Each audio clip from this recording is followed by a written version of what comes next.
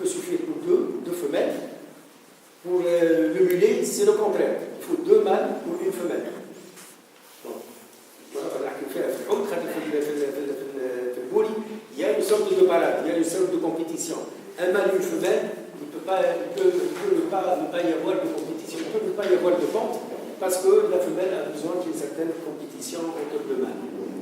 Donc les poids, c'est 50 grammes à peu près, 50-60 grammes pour les femelles et 40 grammes pour les mâles. Alors l'alimentation, il y a des granulés maintenant. L'alimentation fraîche, elle est toujours sollicitée.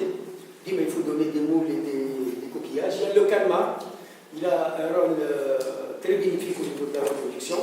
On a essayé en France avec un taux d'incorporation de 5% seulement d'extrait de calmar, de chair de calmar. Ça donne des résultats sensationnels au niveau de la reproduction. Donc c'est des animaux qui sont très importants sur le plan organoleptique et sur le plan composition, surtout en phospholipides, le calmar. Alors les besoins protéiques, par exemple pour cette espèce-là, ils sont de 45 à 55%. C'est beaucoup pour la crevette japonaise. La banamaï, pour aller directement à la banamaï, elle n'a besoin que de 38% de protéines, donc beaucoup moins. Donc c'est une espèce qui va nous coûter moins cher si on est élevé en Tunisie. La matière grasse, c'est à peu près 12 à 15%. Donc le fond, comme je vous ai dit tout à l'heure, pour les espèces fisseuses, comme Molodon keratinus, elles ont besoin de sable, les autres non. Alors une espèce qui a besoin de sable et dont vous ne mettez pas de sable, on l'a essayé, elle va commencer à chaque fois à s'esquinter les pattes et elle va finir par des nécroses et par mourir en fait. Elle va se blesser. Donc une espèce fisseuse, on doit lui donner le sable, on doit lui mettre le sable. Donc, je voulais vous donner une idée sur l'induction de la maturation. Alors l'induction de la maturation ne se fait pour les poissons, on fait des injections hormonales. Pour la crevette, on fait l'épédonculation. Alors l'épédonculation, c'est la coupure de l'œil. Alors soit on coupe l'œil, soit on fait une ligature, on va montrer. Et ça, c'est quand on coupe le pédoncule oculaire, en fait, pour aller rapidement, le pédoncule oculaire, c'est un organe très complexe où il y a synthèse de au moins 4 types d'hormones. Il y a l'hormone de mue, il y a l'hormone qui inhibe la mue, qui inhibe la croissance, et une hormone qui freine la croissance, c'est une hormone inhibitrice de la croissance, et il y a l'hormone de maturation et une hormone qui inhibe la maturation. Dans tous les organismes, il y a 2 types d'hormones. Il y a l'hormone et le contrepoids interne. Donc il y a l'hormone de mue et l'hormone qui est contre la mue, l'hormone de... Quand on ligature, quand on coupe le pédoncule oculaire, bon, c'est un phénomène qu'on ne comprend pas jusqu'à maintenant, on ne favorise que l'hormone de maturation. Donc on bloque les autres hormones et il n'y a que la maturation qui suffit. Vous voyez, bon, ça a été prouvé depuis 1943 et on ne comprend pas trop à quoi c'est dû. Alors, il y a 4 types d'hormones. Il y a l'hormone de la croissance et l'hormone inhibitrice de la croissance. Quand je dis croissance, c'est mu, on peut crier, c'est la mue. Il y a l'hormone de maturation et l'hormone inhibitrice de la maturation. Il faut toujours un contrepoids, sinon, il y a comme une hormone qui bloque notre croissance, on va grandir. Les glandes thyroïdiennes, sinon, on a les deux géants, ils ont un problème d'hormone inhibitrice de la croissance. Si l'hormone inhibitrice de la croissance ne fonctionne pas, le bonhomme va grandir sans fin. Alors, on a les types de pédonculation. Donc, on peut écraser le pédoncule oculaire en A. On peut le ligaturer. On peut, avec des pinces chaudes, on peut le brûler. Ma chinois, on faisait tout ça à la fois. Bon, au début, j'étais à l'étage, je ne savais pas. Il faut le faire. Si on ne le fait pas, elle ne va pas prendre. C'est quoi la différence entre brûler et la colonne-kifki. Donc, on a les 5 techniques qu'on utilise. Au format, la coupure. Alors, la coupure, D, elle n'est pas très conseillée parce que généralement, elle fait une hémorragie. Bon, l'hépatopancréas, il n'y a pas de sang, mais il y a l'hémolymphe. C'est un mélange de sang et de haine. On ne le voit pas, c'est un liquide visqueux et transparent, on ne le voit pas, mais il y a des hémorragies dans le cas D. Et puis, il y a carrément, on tire l'œil arrachement. Et ce que je fais, c'est la ligature. La ligature, et on sert bien à 3 jours, donc il n'y a pas d'hémorragie, et puis ça fait moins mal. Bon, les Chinois chauffent des riz ou pas de... C'est pas très canonique le français. Donc, alors l'induction de la pente, et dans les primarites au l'induction de la pente, pour réduire la pente, on fait un choc. Le choc, il est généralement thermique, mais ça peut être un autre choc. Je me connais un choc mécanique, un choc physique, un choc chimique. Le fait de mettre un peu d'acide filmé peut provoquer des bombes. Là, on va récupérer des œufs qui sont là. Mais le choc le plus utilisé, c'est le choc thermique. J'ai des crevettes qui étaient à 18 degrés, on les passe à 25, généralement, il y a réponse automatique. Or, une idée sur la pente, une crevette de 30 grammes, pratique entre 200 et 700 000, disons 500 000 œufs par pente. Donc, le diamètre du varie de 200 à 250 à peu près, le diamètre d'un œuf. C'est trop petit. C'est trop petit. Les poissons, pour vous donner un ordre de grandeur, c'est presque 1 millimètre un poisson, c'est 800 microns, 800-900 microns, jusqu'à 1 millimètre. C'est-à-dire c'est 4 fois plus petit. Donc, c'est vraiment très très fort. Alors, le suivi de la maturation, il se fait par transparence. On pêche les crevettes et on les met devant une source de lumière, la lumière du jour, et on voit par transparence les ovaires. Donc, les ovaires sont placés en haut, donc on les voit. Donc il suffit de mettre par transparence et on voit avec un certain ovaire d'une femelle. Alors, il y a 5 stades, je peux les énumérer juste comme ça. Le stade 1, juste une turgescence, donc tout ça c'est l'ovaire, il est sur tout le corps. Donc une turgescence pas développée, transparente, c'est une femelle immature. Stade 1. Stade 2, elle commence à grandir, à s'élargir, et elle prend la couleur rouge. Par la suite, elle prendra une couleur orangée, et au niveau du céphalothorax, on voit déjà que l'ovaire a grandi. Donc c'est sans dissection. Pour les poissons, c'est difficile, il faut faire des prélèvements, des dissections pour voir l'état de maturation.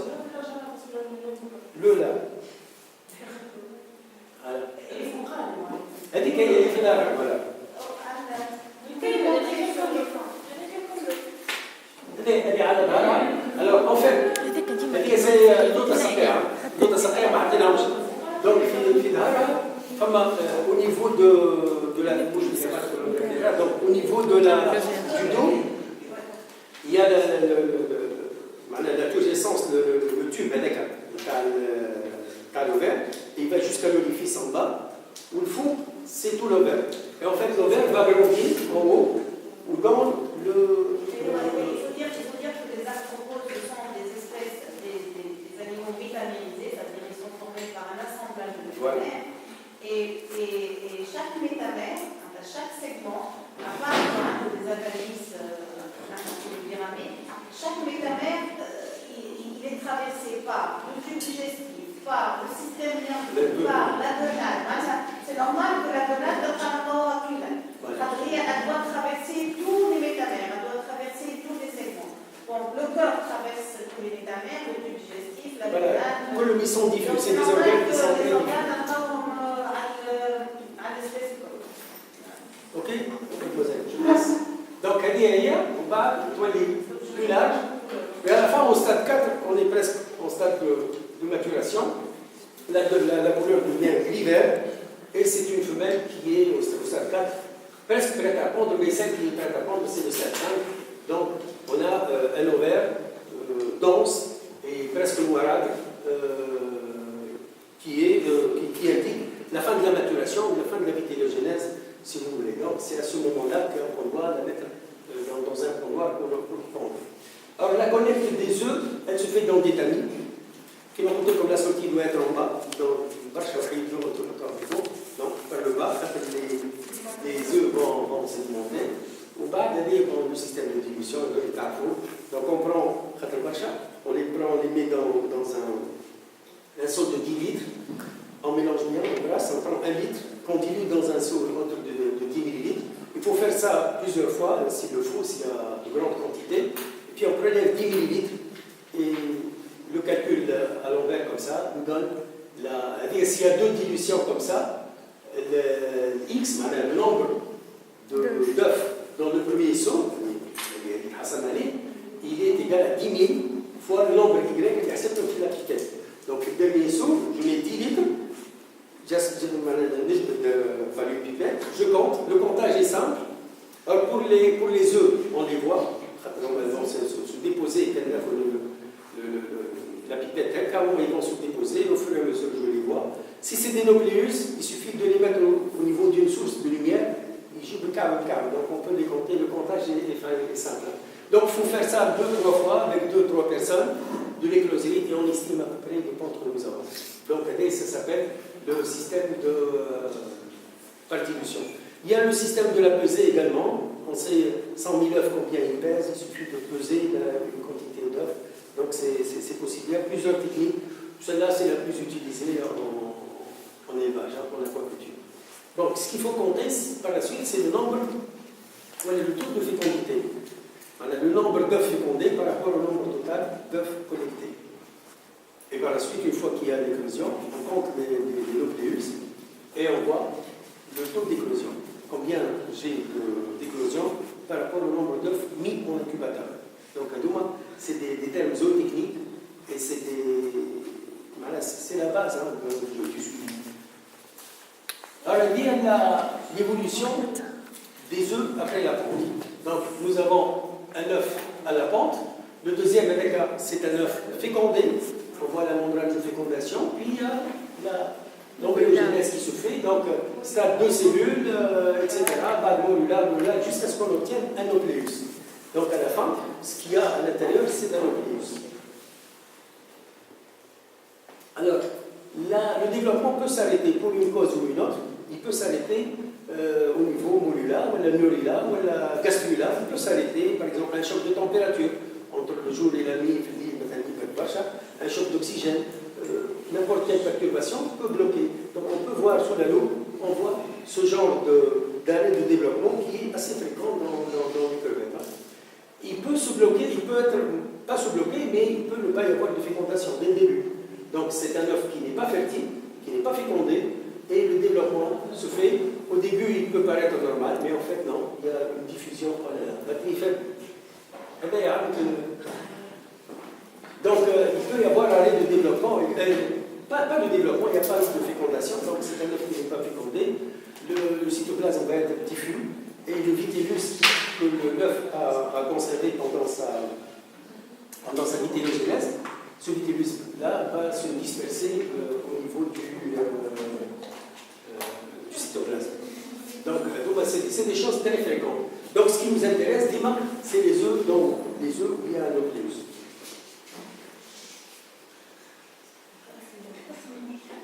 Alors, au niveau larvaire, on parle d'une charge de densité larvaire.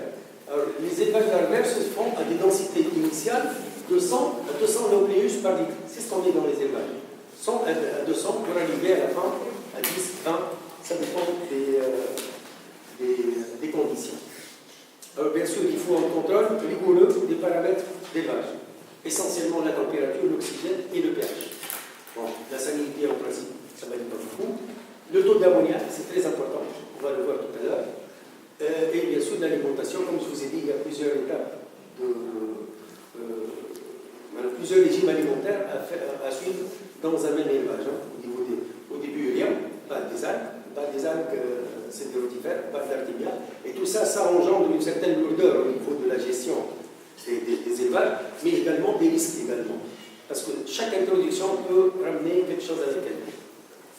On peut ramener des ciliés avec le rotifère, on peut ramener des bactéries avec les algues. Donc, c'est des élevages qui sont très, très...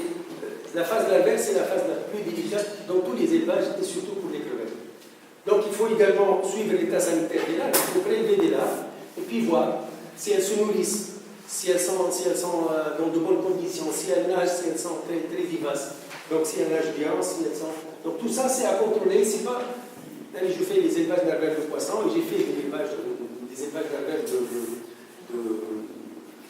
de crevettes. Ça n'a rien à voir. La crevette, c'est un contrôle tout le temps. Tout le temps. C'est pas comme les poissons, on laisse... Pour la crevette, voilà, très délicat. Et il faut toujours des traitements préventifs, antifongiques, contre les champignons et antibactériens. C'est une espèce qui croît par la mue, et au moment de la mue, elle est vraiment dénudée. La crevette ne porte rien, la carapace حتى une larve صغيرة تصور معناتها كل ساعة تبدل la carapace نتاعها à tout moment elle fait l'objet d'une elle peut s'attaquer à tout moment par une bactérie, par un champignon, donc c'est de là la délicatesse de l'élevage. Elle n'est pas protégée, la larve n'est pas protégée. Donc les difficultés, c'est la croissance en mue, donc on a une larve très très fragile, et les changements dont je vous ai parlé, des exigences alimentaires, une fois on donne des algues, une fois du zooplancton, et ça c'est à tous les stades, il y a des changements à tous les stades. Donc, elle dit avant, ça résume un peu les difficultés et les paramètres à suivre. تحبوا تاخذوا نوت ولا حاجه تحبوا نمشي شويه تقولوا لي sinon on continue sur cette cadence. C'est un bac d'élevage larvaire, c'est des bacs de sec. Bachar. Je continue. C'est un bac d'élevage larvaire. Ce que vous voyez, c'est le filtre. Et les élevages larvaires se font dans des bacs de 5 mètres cubes avec plein de rotifères et d'ardénia. Donc, on suit la croissance, comme je vous ai dit, on fait des prélèvements. Je vois la croissance. Dans quel stade je suis? Si je suis un nucléus, c'est que ça n'avance pas. Donc il faut que ça change. Zoé 1, on va Zoé 2, si ça n'avance pas, c'est qu'il y a un problème de croissance. La survie également, on prélève 1 litre ou 2 litres par bassin, on fait le comptage, tous les jours on fait ça, et on estime la survie. La nourriture, ça se voit sous la loupe. Sous la loupe, on observe la larve et on voit si le tube digestif est plat ou à l'élève. Donc un tube digestif qui est à moitié plat ou à la vide, c'est un mauvais signe au niveau des élevages. Parce qu'à cet âge-là, les larves mangent tout le temps. Tant qu'elles ont de quoi manger, elles mangent tout le temps.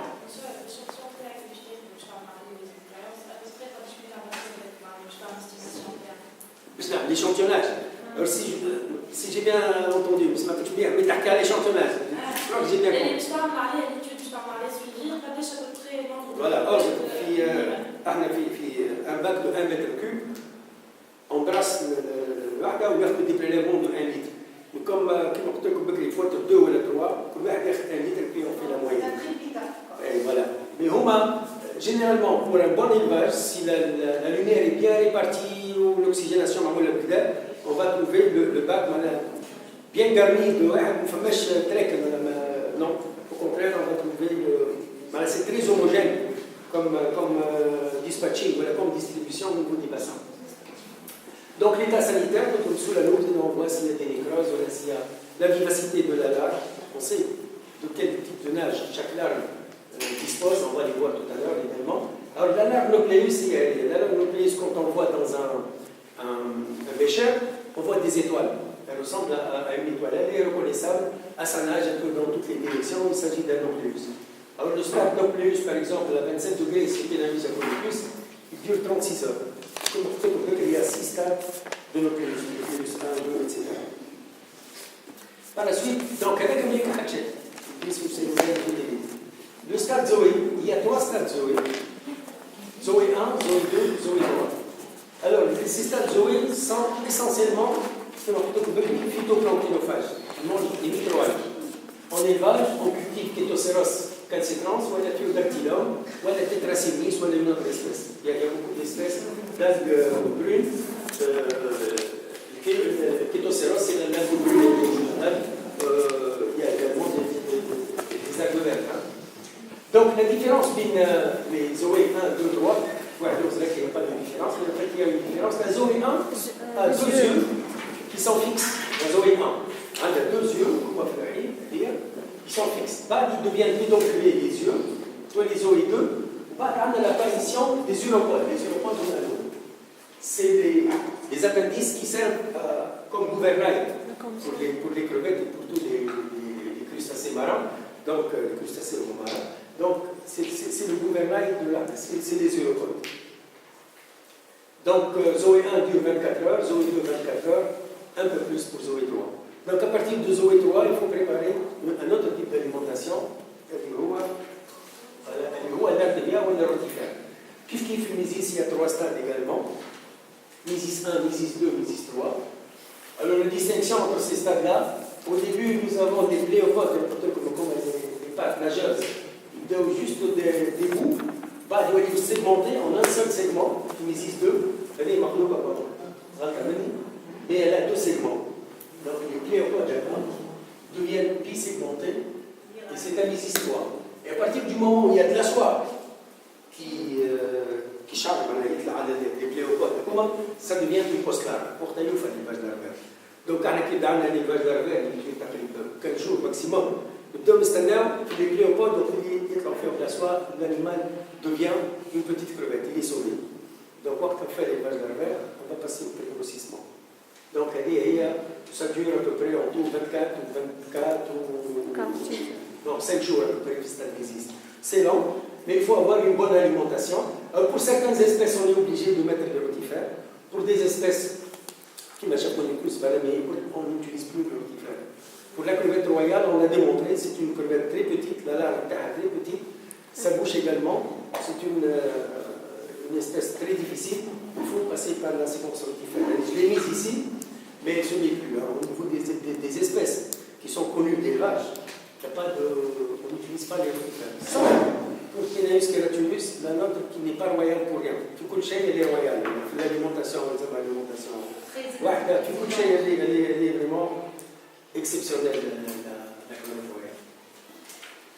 Alors, un peu de technicité pour revenir à mes origines, l'ESMA, c'est le rail. Donc, au niveau des éclosies.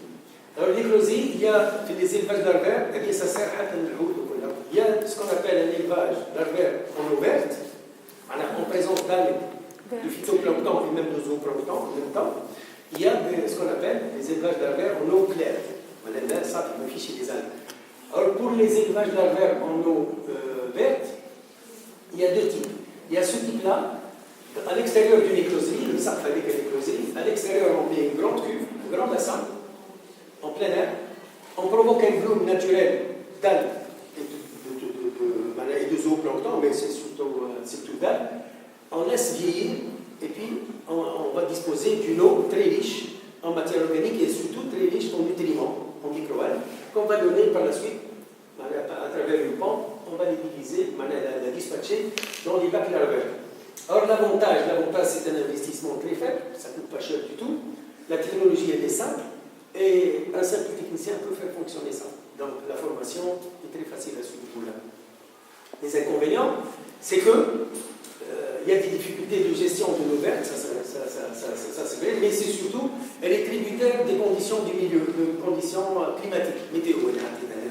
Donc, quand ça me barche en temps, le même qui a un fibère de 37 degrés, je suis 20 ou 28 degrés, 28 grammes par litre, je suis une eau dessalée au niveau des élevages larvaires. Et tous les chocs font des problèmes à tous les niveaux, surtout au niveau des larvaires. Donc, on est tributaire de la météo. Kif, mais ما تسخنوش انت كان سخن برشا لبرا ولا في الليل يبرد برشا. Donc, il y a ce problème-là. Il y a le problème de qualité, le risque de contamination, des mouches, des maladies. Il peut y avoir des développements de cystites ou de bactéries dans ces choses-là. Et puis les rendements, ils ne sont pas très forts. Mais c'est des techniques qui sont utilisées par les pays, c'est des pays quand même, qui ont rencontré les amis avec des difficultés économiques, mais des pays pauvres. Donc on a besoin de basses technologies. Dans ces pays-là, on a besoin de basses technologies. Il y a le circuit eau claire, donc c'est-à-dire eau claire c'est à l'intérieur d'une écloserie où tout est contrôlé. Donc un bassin comme l'autre, mais c'est à l'intérieur de l'écloserie, où on peut chauffer et refroidir l'eau, où on peut gérer la propreté, l'hygiène. Donc tout est gérable ici. Donc l'avantage c'est que ça aboutit à un contrôle meilleur, une indépendance de tout ce qui est facteur extérieur, la météo, et puis un haut rendement, on fait des élevages à haut rendement ici. Les inconvénients, c'est un investissement lourd, l'utilisation elle est coûteuse, et puis la consommation d'énergie. Il faut un pompage, il faut chauffer et tout, ça fait... Alors, il y a le circuit fermé, qui n'était pas utilisé dans les années 80, mais maintenant il est utilisé même pour les grossissements. Alors, le circuit fermé, c'est un principe très simple. On utilise un faible renouvellement d'eau, un apport d'eau neuve qui est très faible, et on utilise la même eau qui est à l'intérieur du circuit. Donc il y a les bacs d'élevage larvaire pour le système. Alors l'inconvénient de cette eau-là, c'est qu'elle va être une eau très chargée à la sortie. Et pour la soulager, en fait, elle va être chargée en matière en suspension, et elle va être chargée surtout en matière azotée, due aux fesses, les rejets. Donc, ce qu'il faut faire, il faut enlever la matière en suspension et il faut enlever tout ce qui est azote ammoniacal. Donc, c'est le principe de ce circuit-là. Donc, toute l'eau des bassins, elle est récupérée dans un bassin tampon où on peut réguler également la température, chaud-froid, à travers une pompe, on traverse un filtre à sable, c'est une filtration mécanique pour enlever tout ce qui est matière en suspension. Et puis, un UV, c'est un filtre ultraviolet pour tuer tout ce qui est bactérien. Et puis, un filtre biologique. Alors, le filtre biologique, le principe du temps, on achète plutôt l'air, mais j'en parle. Donc, c'est des supports plastiques généralement à l'intérieur du filtre où on fait une culture, à la culture des crevettes, on fait une culture de bactéries. De deux types de bactéries qui sont dénitrifiantes, qui vont faire passer l'azote ammoniacal à un stade qui n'est pas nocif du tout. L'azote ammoniacal est très toxique, NH3, NH4+, il va donner à la fin du NO2, du NO3. Le NO3, c'est beaucoup moins toxique que NH3 ou NH4+. Donc, c'est ce qu'on appelle la nitrification. La nitrification, il y a deux types de bactéries aérobiques. La première, c'est la nitrosation, donc les bactéries, c'est des nitrosomas qui font ce boulot-là. Ils font passer l'azote ammoniacal, donc, qui va sortir dans l'évacuation. Il va le transformer en NO2, les nitrates. Et les nitrates, c'est une forme qui n'est pas stable du tout. Ils vont juste, à travers les nitrobactères, et en présence toujours d'oxygène, une bonne oxygénation, ils vont donner de l'azote, du nitrate, du NO3, qui est la forme la moins toxique de l'azote. Donc, là, pour vous donner une idée, donc, il faut à peu près une semaine pour un filtre biologique qui se mette à fonctionner convenablement. Pendant cette semaine, on a une augmentation de tout ce qui est azote ammoniacal, puisque donc avec l'alimentation et tout ça, mais à un certain moment, il va atteindre un maximum où les bactéries de nitrosation vont se mettre en marche, et tout ce qu'on lui donne par la suite comme ammoniac, elle va le transformer directement en nitrate.